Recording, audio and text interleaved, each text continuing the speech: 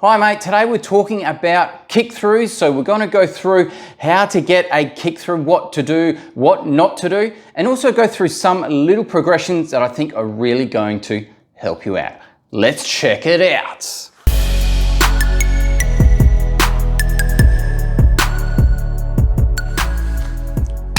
Okay, so let's talk about what makes a good side kick through. So what we need to be able to do to get a good side kick through is to start off in a good position, which is either beast or line position here. Okay, so let's just run through that firstly. So the way we set up in our line position or beast, we want to make sure that our hands are below our shoulders like this, and that our knees actually line up where our belly buttons are, okay? So if we have them like directly under like that, not so good. We want to kind of bunch up just a little bit like so. And make sure that you've got a neutral spine, so somewhere in the middle there. And this is the starting position of your side kick through, okay? So what you want to be able to do is, I highly recommend you actually practice the beast position before you start doing the side kick throughs, so that when you go in and out of your side kick throughs, it's going to look a lot smoother and it's going to be a lot better, okay? So how to actually do the side kick through, let's run through that. So we start off in our beast position, which I showed you earlier. So we've got everything, everything shoulder width like so. We've got our palms on the floor and up on our toes. So what we do for a side kick through is we're basically just pivoting on our hands and our feet at the same time. So what we want to be able to do is really push down into our foot here and push down into our hand here. So what we can do is we push into there, we lift up that hand, we're sliding onto that heel here, and then we're kicking through towards the camera like that, giving us a nice pointed toe like that. And then to come out of that, we're just doing the exact opposite, which is rotating back, pivoting on these 2 points, and then back into our beast. Now that looks easy enough, but people make a lot of different mistakes. One of the first mistakes is that people have their hips too high when they're doing this. And this is actually going to put you at a disadvantage. People usually do put their hips up high because they just find it hard to keep themselves in that beast position, okay? So the thing is though, when you're in that position and your hips are up high, like in a bear position, it makes it a lot harder to pivot on your toes and kick straight out and then come back, okay? So we'll look kind of like this. So you're up this kind of, you're supposed to be down here ideally, but your hips end up going like that. And then they end up turning out, okay? So the idea for that is you want to bring your knees as close to the floor as possible so that you can just kick straight out there, okay?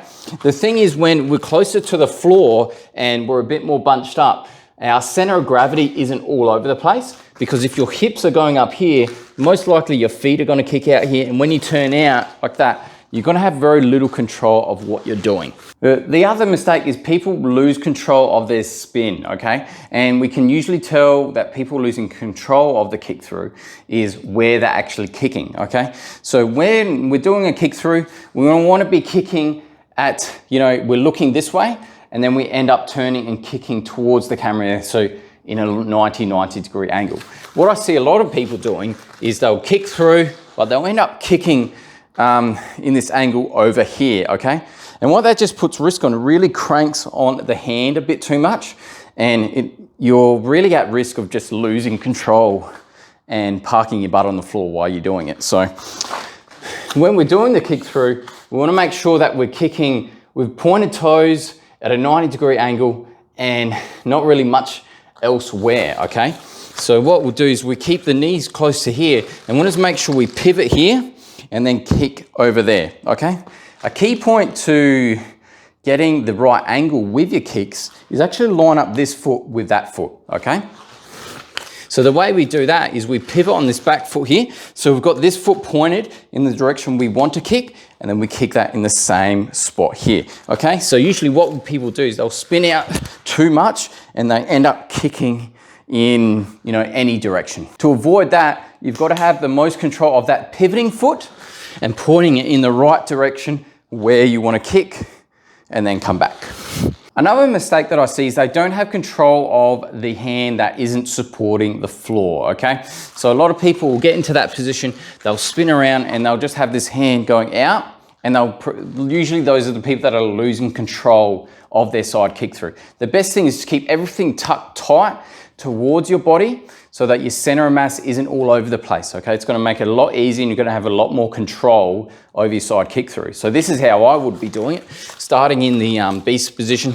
And as soon as you lift this hand up here, I want it straight going to my chest here, close to my center of mass, and then kicking through to there, and then coming back. So if you're having trouble getting into the side kick through, you keep making all those mistakes that I've shown you previously, but you just find it really hard to gain control of the side kick through.